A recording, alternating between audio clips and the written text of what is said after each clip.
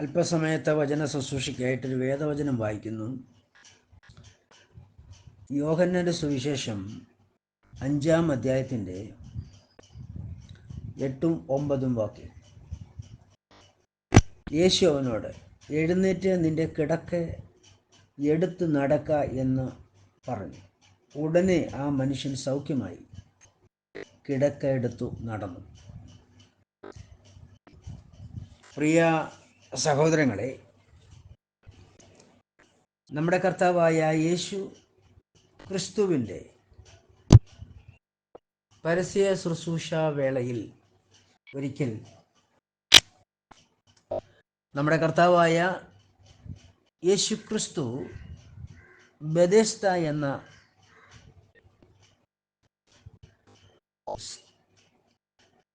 എന്ന എബ്രായ പേരുള്ള ഒരു കുളമുണ്ട്, അവിടെ സന്ദർശിക്കുവാനിടയായിത്തീർന്നു. കർത്താവായ യേശു സന്ദർശിക്കുവാനുള്ള കാരണം തന്നെ നീണ്ട പീരീഡിൽ സൗഖ്യമാവാതെ ഒരു സൗഖ്യത്തിനായി കാത്തിരുന്ന, ഒരു വിടുതലിനായി കാത്തിരുന്ന ഈ സഹോദരനെ കർത്താവിന് അറിയാമായിരുന്നത് കൊണ്ടാണ് കർത്താവായ യേശു ഈ സന്ദർഭത്തിൽ ഇവിടെ വരുവാനും ഈ കാര്യം അവന് വേണ്ടി ചെയ്യുവാനും ഇടയായിത്തീർന്നത്.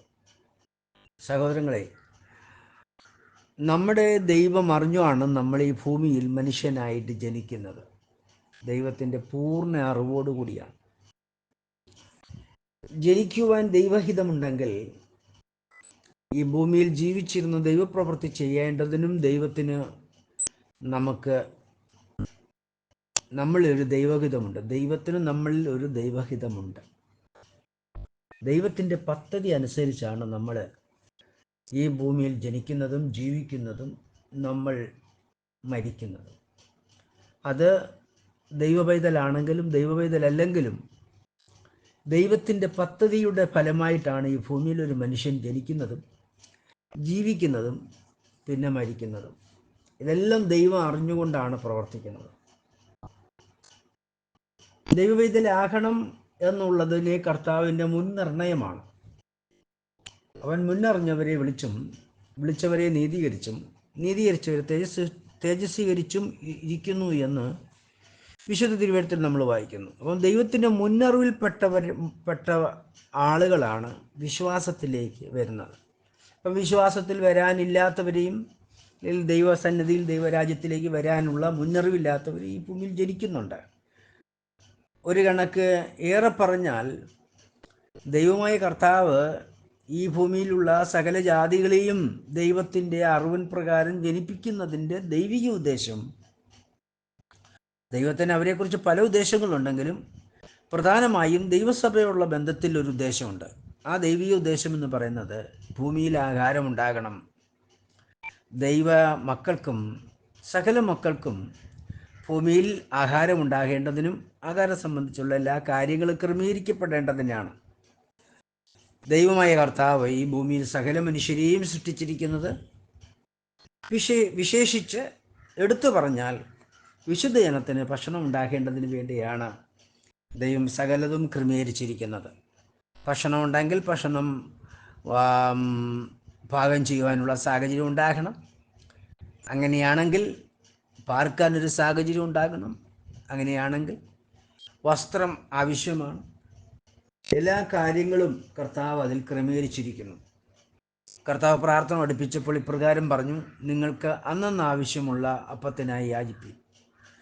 അപ്പം അന്നന്നുള്ള ആവശ്യങ്ങളിൽ പെട്ടതാണ് നമ്മുടെ ഭക്ഷണം, പാർപ്പിടം, വസ്ത്രം. ഇതെല്ലാം അന്നന്നുള്ള ആഹാരത്തിൻ്റെ വിഷയമായിട്ടുള്ള ബന്ധത്തിൽ ഉള്ളതാണ്.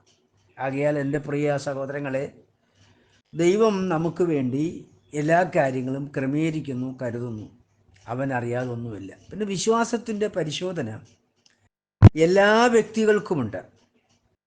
എല്ലാ വ്യക്തികൾക്കും വിശ്വാസത്തിൻ്റെതായ പരിശോധനയുണ്ട്. എല്ലാ വ്യക്തികളെന്ന് പറയുമ്പോൾ ഈ ലോകപ്രകാരമുള്ള ജാതികൾക്കും വിശ്വാസത്തിൻ്റെ പരിശോധനയുണ്ടെങ്കിൽ ദൈവമക്കൾക്ക് എത്രയധികം. ജാതികളായിരിക്കുന്ന മനുഷ്യർക്കും അവരുടേതായ തലത്തിൽ വിശ്വാസത്തിൻ്റെ പരിശോധനകളുണ്ട്. എന്നാൽ ദൈവമക്കളായ നമുക്ക് കൂടുതലാണ്, അളവിൽ വർധനയുണ്ട്. കാരണം നമ്മൾ യേശുവിനെ രക്ഷിതാവും കർത്താവുമായി വിശ്വസിക്കുവാൻ ദൈവം നമ്മുടെ ഹൃദയത്തെ തുറന്നു. ക്രൂശുമരണത്തിൽ നമ്മൾ വിശ്വസിച്ചു, യേശുവിനെ കർത്താവായി സ്വീകരിച്ചു, യേശു ക്രിസ്തുവിൻ്റെ നാമത്തിൽ സ്നാനപ്പെട്ടു, പരിശുദ്ധാത്മാശ പ്രാപിച്ചു, വിശുദ്ധിയിൽ ജീവിക്കുന്നു. അതുകൊണ്ട് ദൈവമക്കളുടെ ഇടപെടുന്ന കാര്യങ്ങളെക്കുറിച്ചും ദൈവത്തിൻ്റെ ഹിതം എന്ന് പറയുന്നത് വിശ്വസിക്കുക. കാണാതെ വിശ്വസിക്കുന്ന നിങ്ങൾ ഭാഗ്യവാൻ എന്ന് കർത്താവിന് തിരുവഴുത്തിലൂടെ അവൻ നമ്മളോട് സംസാരിക്കുന്നുണ്ട്. യോഹന്നാൻ്റെ സുവിശേഷം 20-ാം അധ്യായത്തിലുള്ള ബന്ധത്തിൽ കാണാതെ വിശ്വസിക്കുന്നവർ ഭാഗ്യവാന്മാരെന്ന് കർത്താവ് വാഗ്ദത്തം ചെയ്തുകൊണ്ട് നമ്മുടെ ഇടയിൽ വിശ്വാസത്തിൻ്റെ പ്രവർത്തികൾ ചെയ്യുന്നു. വിശ്വാസത്തിലൂടെയാണ് നമ്മൾ ദൈവത്തെ അറിയുന്നത്, വിശ്വാസത്തിലാണ് നമ്മൾ ജീവിക്കുന്നത്, വിശ്വാസത്താലാണ് കർത്താവ് നമ്മെ പുലർത്തുന്നത്. എന്തുകൊണ്ടാണ് വിശ്വാസത്താലുള്ള ഒരു ജീവിതയാത്ര ദൈവം നമുക്ക് ഒരുക്കാനുള്ള കാരണം? അത് നമ്മൾ ഈ ലോകത്തിൽ വിശ്വാസം സംബന്ധിച്ച് ജീവിക്കേണ്ടുന്ന കാരണം സാത്താൻ്റെ പ്രവർത്തികളും സംബന്ധിച്ചാണ്. ദൈവത്തിന് വിരോധമായി പ്രവർത്തിക്കുന്ന ദൂതനായ കെരൂബ് വർഗത്തിൽപ്പെട്ട ഒരു വ്യക്തിയാണ് ലൂസിഫർ അഥവാ മഹാസർപ്പം എന്നൊക്കെ തിരുവെഴുത്തിൽ നമുക്ക് പരിചയപ്പെടുത്തി തരുന്ന സാത്താൻ. ഈ സാത്താൻ ദൈവത്തെ മുഖാമുഖമായി കണ്ടുകൊണ്ട് ദൈവത്തിന് വിരോധമായി പ്രവർത്തിച്ചതിൻ്റെ ഫലമായിട്ട് ദൈവം സാത്താനിക പ്രവർത്തികളെ അവരിൽ തന്നെ തകർത്ത് കളയേണ്ടതിന് ദൈവം നിശ്ചയിക്കപ്പെട്ട പദ്ധതിയാണ് മനുഷ്യൻ്റെ ജനനം. മനുഷ്യന് ഫ്രീ വില്ല് കൊടുത്തു, പിശാചിനാൽ പരീക്ഷിക്കപ്പെടുവാൻ മനുഷ്യന് അവസരം കൊടുത്തു. നമുക്കും തരുന്നത് പോലെ നമ്മളും പിശാചിനാൽ പരീക്ഷിക്കപ്പെട്ടുകൊണ്ടിരിക്കുന്നു. ഇതേപോലെ മനുഷ്യനും ഉണ്ടായിരുന്നു. പുരുഷൻ പരീക്ഷ ജയിച്ചു. സ്ത്രീ വന്നതിന് ശേഷം അവൾ ആ പരീക്ഷയിൽ തോറ്റുപോയി. ഇതിൻ്റെ ഫലമായിട്ട് പുരുഷനും സ്ത്രീയും പിശാചിനെ അനുസരിക്കേണ്ടി വന്നു.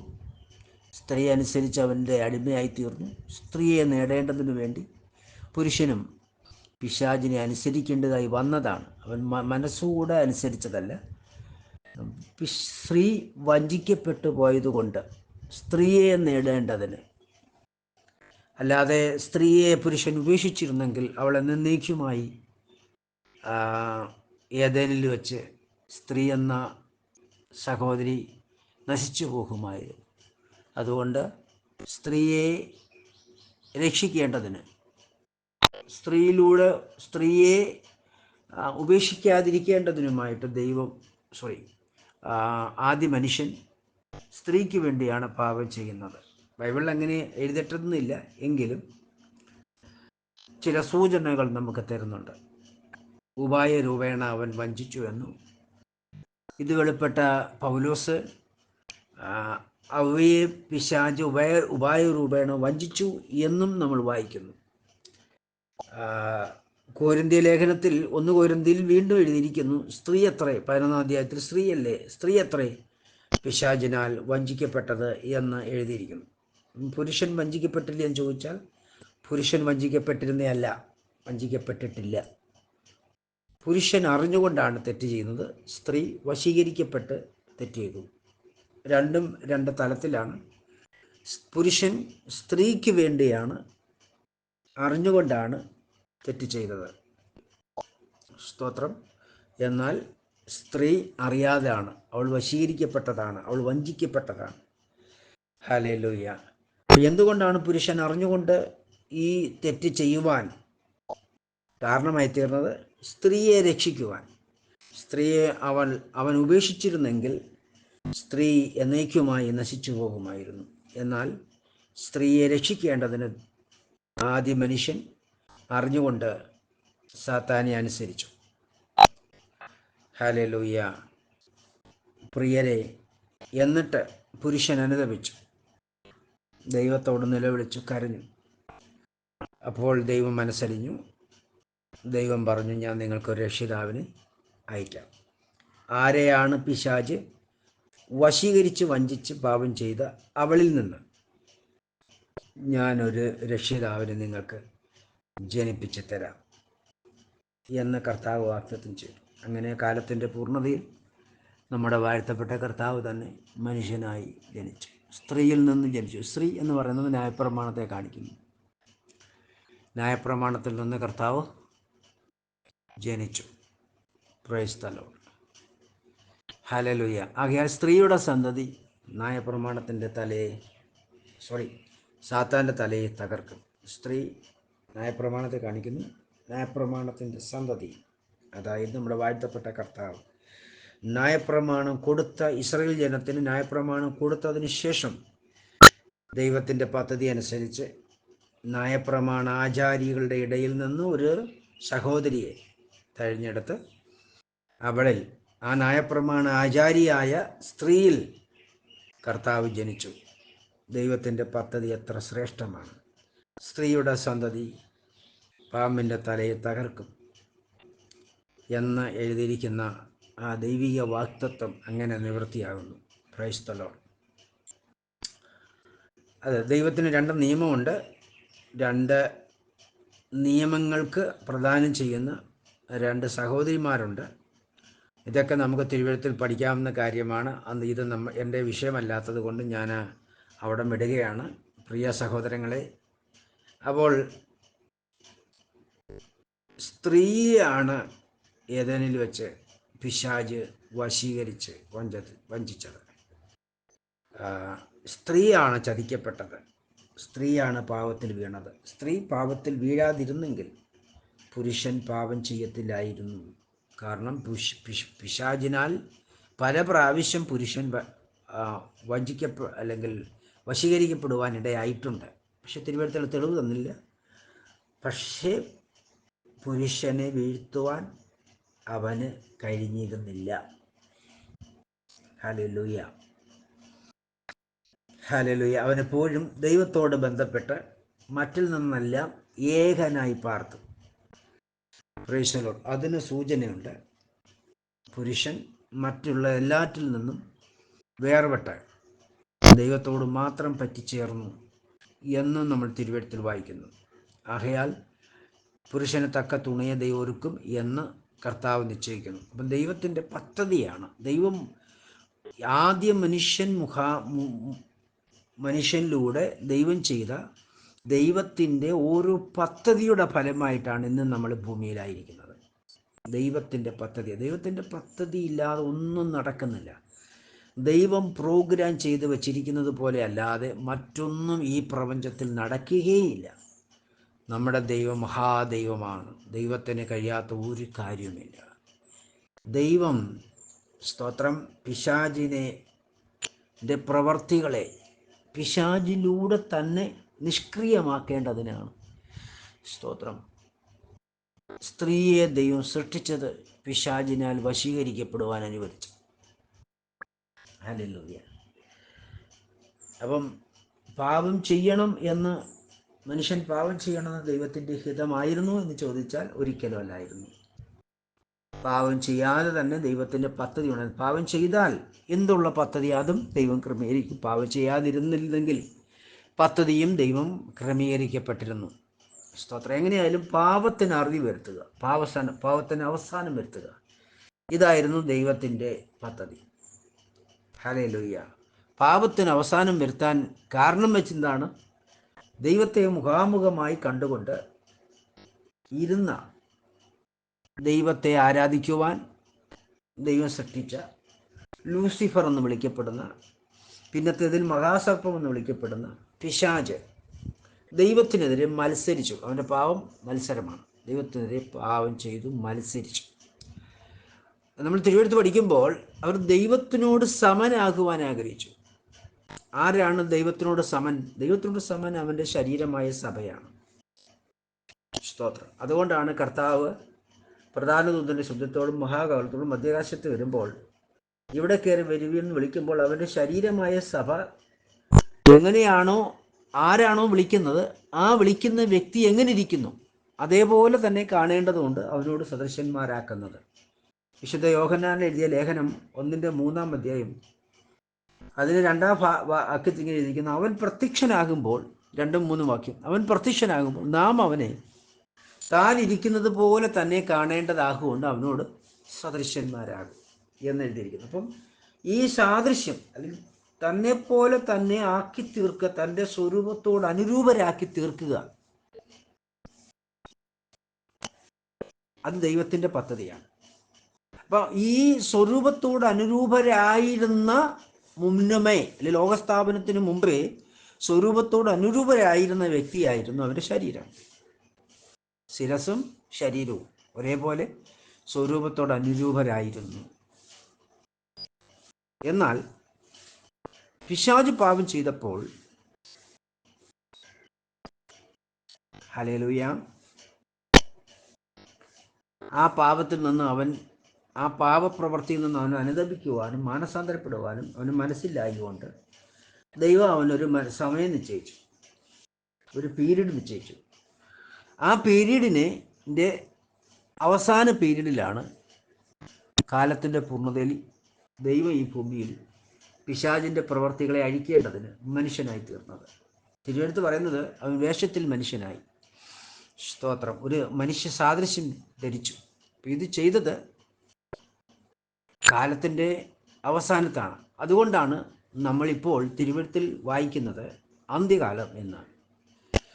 അന്ത്യകാലത്തിൽ എന്ന് എഴുതിയിരിക്കുന്നത്. ഈ അന്ത്യകാലത്ത് നിന്ന് പല പ്രാവശ്യം നമുക്ക് ലേഖനങ്ങളിലൂടെയും കർത്താവിൻ്റെ വാക്കുകളിലൂടെയും കർത്താവിൻ്റെ വചനത്തിൽ നമ്മൾ വായിക്കുന്നതിൻ്റെ കാരണം അന്ത്യകാലം എന്ന് പറയുന്നത് ഈ കാലത്തെയാണ്. കർത്താവ് പിശാചിന് സാത്താന് മാനസാന്തരപ്പെടുവാൻ കൊടുത്ത സമയത്തിൻ്റെ ലാസ്റ്റ് പീരീഡ്. ഇനി അവൻ അനുദപിച്ചാൽ അവന് ശിക്ഷ കൂടാതെ രക്ഷയില്ല, സ്തോത്രം. കാരണം ഈ ലോകത്തിൻ്റെ പ്രഭു വിധിക്കപ്പെട്ട് കഴിഞ്ഞു. എന്നാണ് വിധിക്കപ്പെട്ടത്? കർത്താവിൻ്റെ ശരീരം രക്തവും ശിഷ്യന്മാർക്ക് പങ്കിട്ട് കൊടുത്ത ആ നിമിഷം. അതിന് മുമ്പ് സ്തോത്രയും അവൻ അനുദപിക്കുവാനുള്ള ടൈമായിരുന്നു. ഇനി അവൻ അനുദപിച്ചാലും ശിക്ഷ ഒഴിയാതെ അവന് രക്ഷയില്ല. അപ്പോൾ വിശ്വാസത്തിൻ്റെ പ്രവൃത്തിയെക്കുറിച്ച് ചിന്തിക്കാനാണ് നമ്മൾ ഇത്രയും കടന്നു വന്നത്. ദൈവത്തെ കണ്ടുകൊണ്ടിരുന്ന ഈ വ്യക്തിത്വം, ദൈവത്തിൻ്റെ ശത്രുവായി തീർന്ന ഈ വ്യക്തിത്വം, ദൈവം എന്നുള്ള ആ വ്യക്തിത്വത്തിൻ്റെ മഹിമ കണ്ട, പ്രവൃത്തി കണ്ട, വ്യക്തിത്വത്തെ മനസ്സിലാക്കിയ, ആരാഞ്ഞറിഞ്ഞ കർത്താവിൻ്റെ തിരുവെഴുത്ത് പറയുന്നവൻ ജ്ഞാനസമ്പൂർണനായിരുന്നു എന്നാണ്. എഗസ്കേൽ പ്രവചനം 28 പഠിക്കുന്നവൻ ജ്ഞാനസമ്പൂർണനായി. അപ്പം ജ്ഞാനത്തോടുകൂടി ദൈവത്തെ അറിഞ്ഞ, ദൈവത്തിൻ്റെ സന്നിധിയിൽ ദൈവം ആരാണെന്നുള്ളത് അവൻ ജ്ഞാനത്തിലൂടെ ഗ്രഹിച്ചിട്ടും പാപം ചെയ്തിട്ട് ദൈവത്തോട് മത്സരിക്കുമ്പോൾ ദൈവമായ കർത്താവ് ഒരു പദ്ധതി, അവൻ്റെ സകല പദ്ധതിയും പൊളിക്കേണ്ടതിന് ദൈവശരീരത്തിൻ്റെ അവയവങ്ങളെ കർത്താവ് ഈ ഭൂമിയിൽ കാലത്തിൻ്റെ പൂർണ്ണതയിൽ യേശുക്രിസ്തുവിന് ശേഷം, അതായത് യേശുക്രിസ്തുവിൻ്റെ മരണം, അടക്കം, ഉയർപ്പിന് ശേഷം വിശുദ്ധ സഭയുടെ ആരംഭത്തോടു കൂടി അതിന് അല്പസമയത്തിന് മുമ്പ് തന്നെ, കർത്താവിൻ്റെ ജനനത്തോട് സമയത്ത് തന്നെ ഈ ഭൂമിയിൽ ദൈവശരീരത്തെ ആയിത്തീരുവാനുള്ള ശരീരങ്ങളെ ഭൂമിയിൽ ജനിപ്പിച്ചു. കാലത്തിൻ്റെ പൂർണ്ണതയനുസരിച്ച് ആ പെന്തക്കോസ് നാളിൽ ആരൊക്കെ രക്ഷിക്കപ്പെടണമെന്ന് ദൈവം മുൻനിയമിച്ചിരുന്ന ശരീരാവയവങ്ങളെയെല്ലാം ഒരു സ്ഥലത്ത് കൂട്ടിവരുത്തി. എന്നിട്ട് പെന്തക്കോസ് നാളിൽ ദൈവത്തിൻ്റെ അത്ഭുതത്തിൻ്റെ പ്രവൃത്തി ആരംഭിച്ചു ശിഷ്യന്മാരിലൂടെ. അപ്പോൾ ശിഷ്യന്മാരിൽ നിന്നുള്ള വ്യക്തികളും കർത്താവിൻ്റെ ജ്ഞാനത്തിൻ്റെ പൂർണ്ണതയിൽ സമയാസമയങ്ങൾ കർത്താവിൻ്റെ ജനനത്തോടുള്ള ബന്ധത്തിൽ അതിനു മുമ്പും പിൻപുമായിട്ട് ജനിപ്പിച്ചതാണ്. ആ ശരീരങ്ങളെ ജനിപ്പിച്ചു. എന്നിട്ട് ആ ശരീരങ്ങളെല്ലാം ദൈവം തിരഞ്ഞെടുത്തു, ദേഹികളെയും തിരഞ്ഞെടുത്തു. എന്നിട്ട് അവരുടെ ഉള്ളിൽ വചനം ജഡമാക്കി അവർ വിശ്വസിക്കാൻ കാരണമാക്കി. വചനം ജഡമായി തീർന്നു. പെന്തക്കോസ്ത് നാളിൽ അവരിലും ദൈവശക്തിയുടെ അളവറ്റ ആത്മശക്തിയോടുകൂടി ഒരു ജനനം നടത്തിക്കൊണ്ട് ദൈവത്തിൻ്റെ പ്രവൃത്തി ആരംഭിച്ചു. അപ്പോൾ ഈ ദൈവത്തിൻ്റെ പ്രവൃത്തി ആരംഭിച്ചപ്പോൾ ദൈവം അടിസ്ഥാനമാക്കി വെച്ചൊരു കാര്യമാണ് വിശ്വാസം. അപ്പോസ്തലന്മാരുടെ കാലത്ത് അവർ യേശുവിനെ കൺമുഖത്തായി കണ്ടുകൊണ്ട് വിശ്വസിച്ചു. ആ പീരീഡ് കഴിഞ്ഞപ്പോൾ നമ്മളെല്ലാവരും വിശ്വാസത്താൽ പ്രാപിക്കുന്നു. പൗലോസ് ഉൾപ്പെടെ. പൗലോസ് അക്ഷരീയമായി കർത്താവിനെ കണ്ടിട്ടുണ്ടെങ്കിലും സ്തോത്രം, പൗലോസിന് ശേഷമുള്ളവരും വിശ്വാസത്താലാണ് കർത്താവിനെ കാണുന്നത്. വിശ്വാസത്താൽ നമ്മൾ യേശുവിൻ്റെ ക്രൂശിൻ്റെ വചനം കേട്ടു. വിശ്വാസത്താൽ ദൈവം നമ്മുടെ ഹൃദയം തുറന്നു. വിശ്വാസത്താൽ നമ്മൾ യേശുവിനെ കർത്താവിൻ്റെ രക്ഷിതാവായി സ്വീകരിച്ചു. വിശ്വാസത്താൽ യേശു ക്രിസ്തുവിനെ സ്നാനപ്പെട്ടു. വിശ്വാസത്താൽ ദൈവശക്തി എന്ന അഭിഷേകം പ്രാപിച്ചു. ഇന്ന് വിശുദ്ധ കൂട്ടായ്മയിലൂടെ വിശ്വാസത്താൽ ദൈവിക കൽപ്പനകൾ അനുസരിച്ച് കർത്താവിനെ ആത്മാവിലും സത്യത്തിലും ആരാധിച്ച് വിശുദ്ധ ജീവിതം നയിക്കുന്നു. എല്ലാം വിശ്വാസത്താലാണ്. അങ്ങനെ നമ്മൾ വിശ്വാസത്താൽ ക്രിസ്ത്യ ജീവിതം പൂർത്തീകരിക്കുന്നു. നമ്മൾ നിദ്ര കൊള്ളുന്നു. നിദ്ര കൊണ്ട് കഴിഞ്ഞിട്ട് പിന്നെ നമുക്ക് വിശ്വാസമല്ല. കാരണം നമ്മുടെ ആത്മാവ് കർത്താവിൻ്റെ സന്നദ്ധിയിൽ ചെല്ലുന്നു. നമ്മൾ കർത്താവിനെ നേരായ രീതിയിൽ കണ്ടുകൊണ്ട് ദൈവസന്നിധിയിലായിരിക്കുന്നു. അവിടെ ക്രിസ്തുവിൽ നിദ്ര കൊണ്ട് ആത്മാക്കൾ സ്വർഗത്തിൽ ചെന്നിട്ട് ആരാധിച്ച് കർത്താവിനെ സ്തുതിച്ച് പുകഴ്ത്തിക്കൊണ്ടിരിക്കുകയാണെന്നൊന്നും ആരും ചിന്തിക്കരുത്. ആ പണിയൊക്കെ ഈ ഭൂമിയിലേ ഉള്ളൂ, അതിന് മേളിലില്ല. ആർക്കില്ല? യേശുക്രിസ്തുവിനെ സ്നാനപ്പെട്ട് വിശുദ്ധയെ നയിക്കുന്ന വിശുദ്ധന്മാർക്കില്ല. കാരണം നമ്മുടെ ദേഹി സ്വർഗത്തിലേക്ക് പോകുന്നില്ല, ദേഹവും പോകുന്നില്ല. ഇത് ഇവിടെ തന്നെ കിടക്കുകയാണ്. ദേഹി മരിക്കുന്നു, അത് ഇല്ലാതാകുന്നു.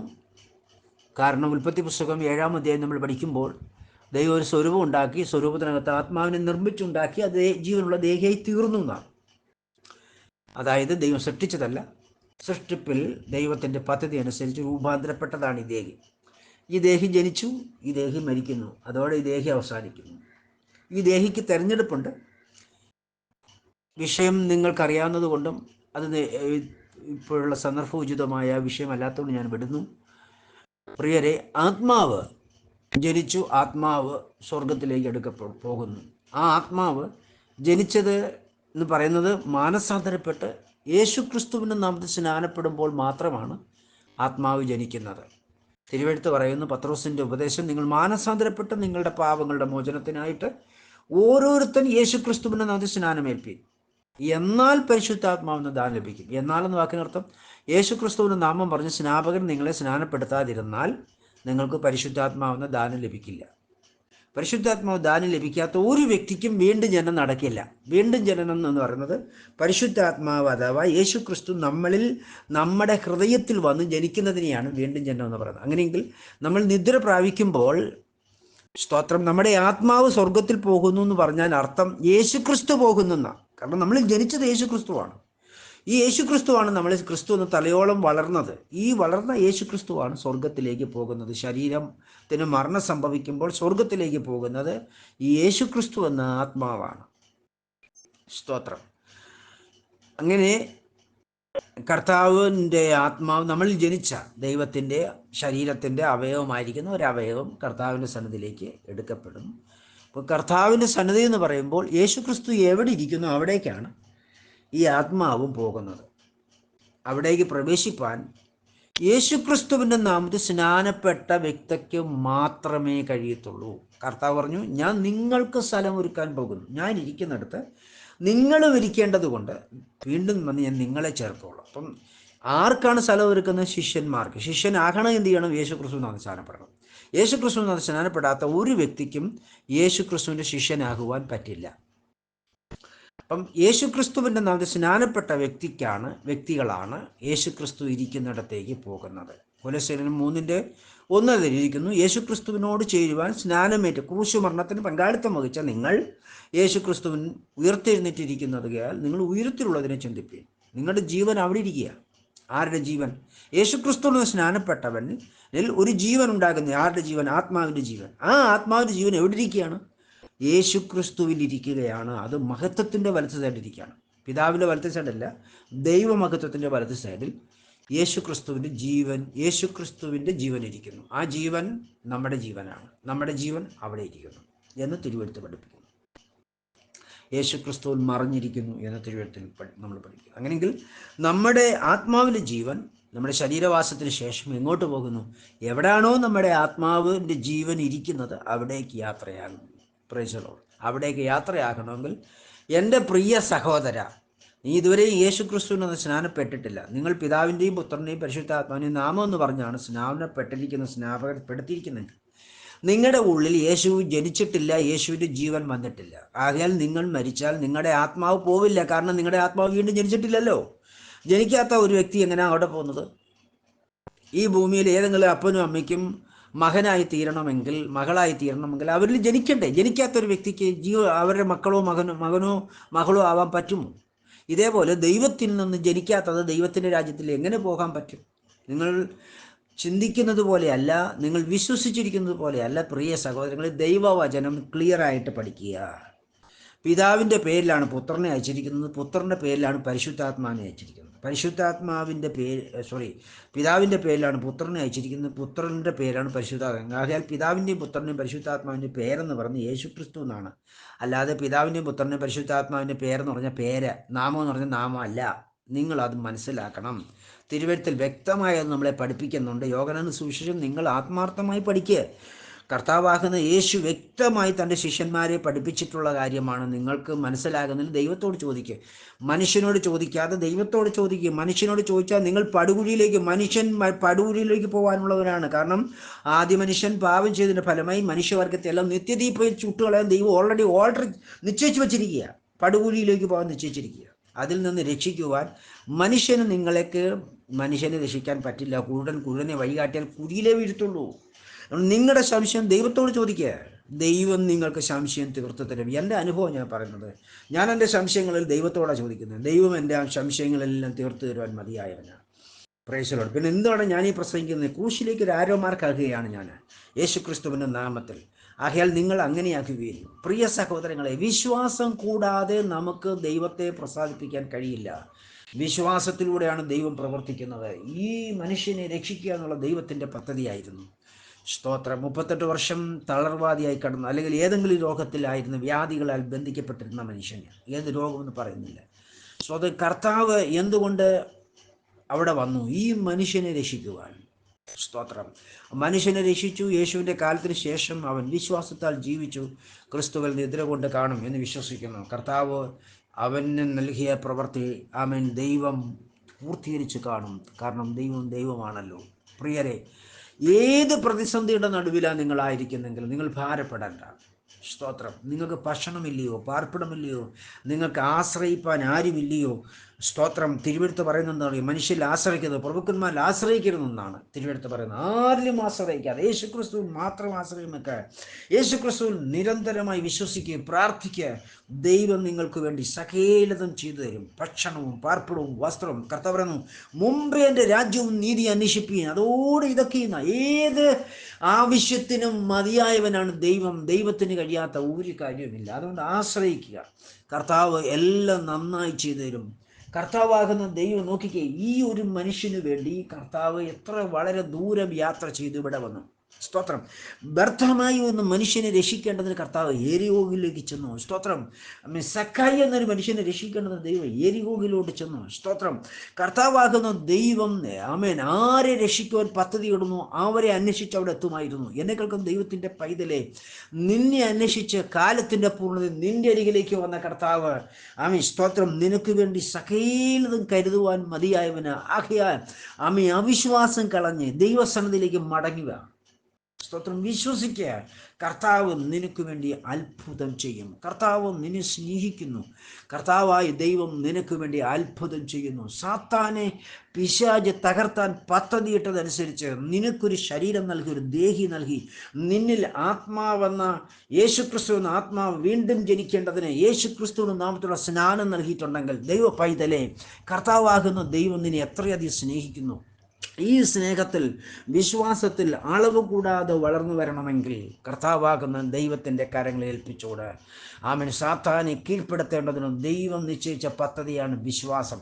വിശ്വാസത്തിൻ്റെ പൂർണ്ണത വെളിപ്പെടേണ്ടതിന് ദൈവം തൻ്റെ ശരീരത്തെ ആമേൻ സ്തോത്രം ഈ ഭൂമിയിൽ കാലത്തിൻ്റെ പൂർണ്ണതയിൽ ജനിപ്പിച്ചുകൊണ്ടേയിരിക്കുന്നു. പൂർത്തീകരിക്കത്തില്ല. എപ്പോൾ പൂർത്തീകരിക്കും? കർത്താവ് താനും പ്രധാനതയും ശബ്ദത്തോടും മഹാകളോടും മധ്യാകാശത്ത് വരുന്നത് വരെയുമുള്ള പീരീഡിൽ അത് പൂർത്തീകരിക്കപ്പെട്ടുകൊണ്ടിരിക്കുകയാണ്. സ്തോത്രം. അത് വരുന്ന ദിവസത്തിനായി കർത്താവിനെ വാഴ്ത്തുന്നു. പിതാവിൻ്റെ പദ്ധതി അനുസരിച്ച് അത് നടക്കും നിശ്ചയം. എന്നെ കേൾക്കുന്ന ദൈവത്തിൻ്റെ പൈതലെ ആമേൻ, അതുവരെ ഓടുന്ന ആമേൻ ദൈവത്തിൻ്റെ പദ്ധതി പ്രകാരം നടന്നുകൊണ്ടിരിക്കുന്ന ഒരു കാര്യമാണ് വിശ്വാസത്തിൻ്റെ പ്രവൃത്തി. എന്തുകൊണ്ടാണ് ദൈവം അത് ചെയ്യുന്നത്? കണ്ടുകൊണ്ടിരുന്ന സ്തോത്രം സാത്താനായി തീർന്ന ദൂതന് ദൈവത്തെ പൂർണ്ണമായും ആശ്രയിക്കാൻ, വിശ്വസിക്കുവാൻ കഴിയാതെ അവൻ പാപം ചെയ്തതിൻ്റെ ഫലമായിട്ട് ദൈവം അവനെ കീഴ്പ്പെടുത്തുവാൻ വിശ്വാസത്തിൻ്റെ പദ്ധതി പ്ലാൻ ചെയ്തു. എന്നിട്ട് തൻ്റെ വിശുദ്ധ ശരീരം, അവൻ ആർക്ക് സമനായി തീരുവാൻ ആഗ്രഹിച്ചോ ആ വിശുദ്ധ ശരീരത്തെ കാലത്തിൻ്റെ പൂർണ്ണതയിൽ ഓരോ അവയവങ്ങളാക്കി ഈ ഭൂമിയിൽ മനുഷ്യനായിട്ട് ജനിപ്പിച്ചിട്ട് അവൻ വിശ്വാസത്തിൻ്റെ നീതി അവൻ്റെ മുമ്പിൽ വെളിപ്പെടുത്തി അവൻ വിശ്വാസത്താൽ സ്തോത്രം യേശുവിനെ, ദൈവത്തെ അനുഗമിക്കുന്നു. എന്നെ കേൾക്കുന്ന ദൈവത്തിൻ്റെ പൈതലെ, ഈ പീരീഡിൽ അവനെ പൂർണ്ണമായും പിശാചിൻ്റെ കരങ്ങളിൽ ഏൽപ്പിച്ച് പരീക്ഷിക്കപ്പെടുവാൻ ഏൽപ്പിക്കപ്പെട്ടിരിക്കുന്നു. അതുകൊണ്ട് നമ്മളുടെ വിശ്വാസ ജീവിതത്തിൻ്റെ മുന്നേറ്റത്തിൽ ഉണ്ടാകുന്ന വിശ്വാസത്തിൻ്റെ പരിശോധന നമ്മളിൽ തികു വന്നതിന് ശേഷം മാത്രമാണ് സാത്താനെ ദൈവത്തിന് ന്യായം വിധിക്കുവാൻ ദൈവം പദ്ധതി വച്ചിരിക്കുന്നത്. അതുകൊണ്ട് വിശുദ്ധ സഭയെ നീ ലോകത്തെ ന്യായം വിധിക്കുന്നതോടൊപ്പം സാത്താനെ ന്യായം വിധിക്കുമെന്നുള്ള കാര്യം തിരുവഴുത്തിലൂടെ ദൈവം നമ്മെ ബുദ്ധി ഉപദേശിച്ചിരിക്കുന്നു. അതുകൊണ്ട് എന്നെ കേൾക്കാൻ ദൈവത്തിൻ്റെ പൈതലെ, വിശ്വാസത്താൽ വിശ്വാസ ജീവിതത്തിൻ്റെ പൂർത്തീകരണം പ്രാപിക്കേണ്ടതിന് ആമേൻ, വിശ്വാസത്താൽ ദൈവത്തിൻ്റെ കൽപ്പന അനുസരിക്കേണ്ടതിന്, വിശ്വാസത്താൽ യേശു ക്രിസ്തുവിന് സ്നാനപ്പെട്ട് വിശുദ്ധ ജീവിതം നയിക്കേണ്ടതിന് ദൈവകാര്യങ്ങളിൽ നിന്നെ തന്നെ സമ്പൂർണ്ണമായി സമർപ്പിച്ച് വിശുദ്ധ ജീവിതം നയിക്കുക. അങ്ങനെ നീ എന്ന യേശു ക്രിസ്തുവിൻ്റെ അവയവം സ്തോത്രം സാത്താനെ പോലെ അല്ല എന്ന് ഈ ഭൂമിയിൽ വെച്ച് തെളിയിക്കുക. മഹാസർപ്പത്തിൻ്റെ ഒരു അവയവത്തോടല്ല നീ സമനായിരിക്കുന്നത്, നീ സർവശക്തനോടുകൂടെയാണ് എന്ന് ഈ ഭൂമിയിൽ തെളിയിക്കുന്ന പീരീഡാണ് കൃപായുഗം. ഹല്ലേലൂയ. ഈ ലോകത്തിൽ രണ്ട് വിധ ശരീരാവയവങ്ങളുണ്ട്. ഒന്ന് ലൂസിഫറിൻ്റെ, അത് മഹാസർപ്പത്തിൻ്റെ ശരീരാവയവങ്ങളും സ്തോത്രം. മറ്റൊന്ന് യേശുക്രിസ്തുവിൻ്റെ ശരീരാവയവങ്ങളും.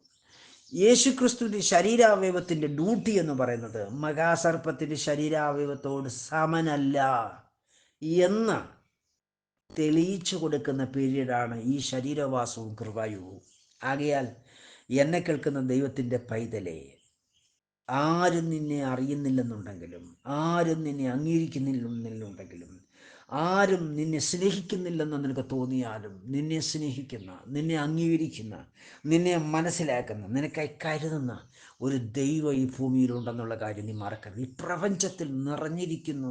അവൻ സ്വർഗവും ഭൂമിയും പാതാളവുമെല്ലാം നിറഞ്ഞിരിക്കുന്നു എന്നുള്ളൊരു കാര്യം നീ മറന്നു പോകരുത്. നീ അവൻ്റെ കൈവെള്ളയിൽ ഇരിക്കുന്നു, നീ അവനിൽ ഇരിക്കുന്നു, നടക്കുന്നു, യാത്ര ചെയ്യുന്നു, നീ അവനോടുകൂടെ സംസാരിക്കുന്നു, നീ അവനോടുകൂടെ ചേർന്നിരിക്കുന്നു. ആകയാൽ ദൈവപൈതലേ, നീ ഇടത്തോട്ടോ വലത്തോട്ടോ മാറാതെ യേശുവിനെ തന്നെ സേവിക്കുക. അവൻ നിനക്കായി കരുതുന്ന. ആകയാൽ നിന്റെ സകല ചിന്താഗതി അവൻ്റെ മേൽ വെക്കുക. നിന്നെക്കുറിച്ചുള്ള ദൈവത്തിൻ്റെ പദ്ധതി അവൻ അതിശ്രേഷ്ഠമാകിയാൽ യേശുക്രിസ്തുവിൻ്റെ നാമത്തിൽ സ്നാനപ്പെട്ടിട്ടില്ലാത്തവർ എത്രയും വേഗം സ്നാനപ്പെട്ട് യേശുവിനോട് ചേരണമേ എന്ന് ഞാൻ ക്രിസ്തു യേശുവിൽ നിങ്ങളോട് ബുദ്ധി ഉപദേശിച്ചുകൊണ്ട് വാക്കുകളെ ഉപസംഹരിക്കുന്നു. പ്രിയ സഹോദരങ്ങളെ, ശ്രദ്ധിക്കുക. അവൻ ഈ ഭൂമിയിൽ രണ്ട് ശരീരാവയവങ്ങളുണ്ട്. ഒന്ന് മഹാസർപ്പത്തിൻ്റെ ശരീരവും അവയവങ്ങളും, രണ്ട് യേശുക്രിസ്തുവിൻ്റെ ശരീരാവയവവും. ഛായ രണ്ടുപേർക്കും ഒരേപോലെയാണ്. നമ്മൾ ഇതിനെക്കുറിച്ച് ദൈർഘ്യമായിട്ട് നീണ്ട പീരീഡിൽ ചിന്തിക്കുന്നതായിരിക്കും. ഇപ്പോൾ എൻ്റെ വാക്കുകളെ ഉപസംഹരിക്കട്ടെ. ദൈവമായ പരിശുദ്ധ പിതാവ് നിങ്ങളെ ധാരാളമായി അനുഗ്രഹിക്കുകയും സഹായിക്കുകയും ചെയ്യുമാറാകട്ടെ.